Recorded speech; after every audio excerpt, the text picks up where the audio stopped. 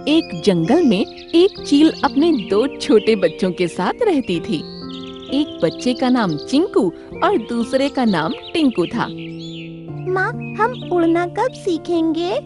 हमारा भी मन करता है कि हम भी आसमान में उड़ें और अच्छी अच्छी जगह घूमें। अभी तुम लोग बहुत छोटे हो बच्चों, इसलिए नहीं उड़ सकते। कुछ दिन बाद तुम्हारे पंख निकल आएंगे और फिर तुम भी अपने पंख फैलाकर आसमान में उड़ सकोगे। ये कहकर चील फिजा में उड़ गई और घंटों मेहनत करने के बाद अपने बच्चों के लिए खाना तलाश करके आई। फिर तीनों ने एक साथ बैठकर खाना खाया। माँ, अगर आप कुछ देर और नहीं आती तो पता नहीं हमारा क्या हाल हो जाता। अरे बच्चों, खाना ढूंढना बहुत मुश्किल काम होता है। जब तुम बड़े हो जाओगे तब तुमको पता चलेगा। उस चील का यही रूटीन था। वो रोजाना मेहनत करके खाना ढूंढ कर लाती और फिर अपने बच्चों को खिलाकर बहुत खुश होती। धीरे धीरे समय बीत गया और अब चिंकू टिंकू दोनों के ही पंख निकल आए थे। माँ, अब तो हम उड़ सकते हैं ना? हाँ, लगता तो यही है। चलो कोशिश करके देखो।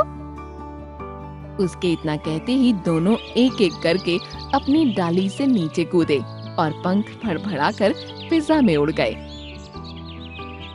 चील माँ अपने बच्चों को उड़ता देख बहुत खुश हुई और फिर उसने उन दोनों को बुलाकर कहा, बच्चों, मैं इस उम्र में भी हम तीनों के लिए खाना लेकर आती हूँ।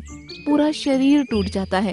अब वक्त हो गया है कि तुम लोग अपने और मेरे लिए खाना ढूंढ कर लाओ और मेरी बाकी की जिंदगी आराम से बैठकर खाते हुए गुजरे।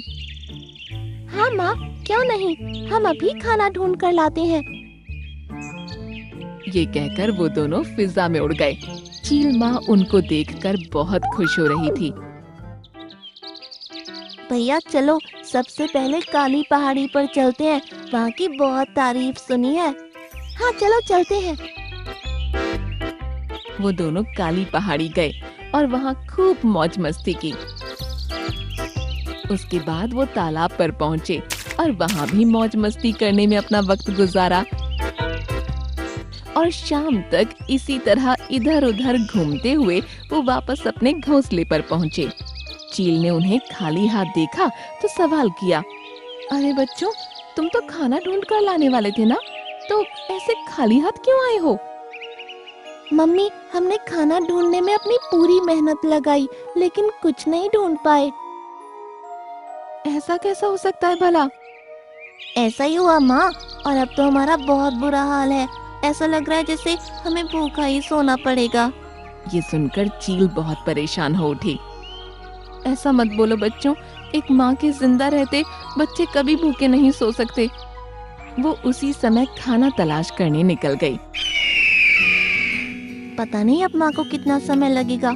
बहुत तेज भूख लगी है भैया। अरे आ जाएंगी यार, थोड़ा सब्र तो रखना ही पड़ेगा ना। चील बेचारी बहुत मेहनत से खाना ढूंढ कर ले आई और जैसे ही उसने उनके सामने खाना रखा, वो दोनों उस पर टूट पड़े। चील अपने बच्चों को खाना खाता देख बहुत खुश हुई। खाना खाकर वो दोनों सो गए और अगली सुबह फिर से निकले। आज भी वो दोनों घूमे फिरे और भूखे ही घोंसले पर वापस पहुंचे।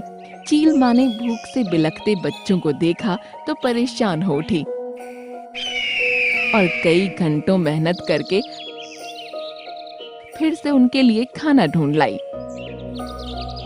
लेकिन तीसरे दिन भी जब ऐसा ही हुआ तो चील का माथा ठनका। उसको लगा शायद उसके बच्चे उसकी परेशानी को समझ नहीं रहे।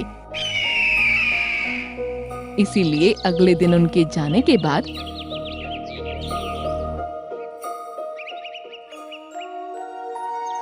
मेरे बच्चे अगर इस बढ़ती उम्र में आलसी बन गए तो आगे चलकर जब मैं मर जाऊंगी तो वे अपनी जिंदगी कैसे बिताएंगे? मेरा तो ये सोच सोच कर ही दिल घबरा रहा है। कुछ देर बाद टिंकू चिंकू जब वापस अपने घोंसले पर पहुंचे तो चील को वहां न पाकर परेशान हो उठे।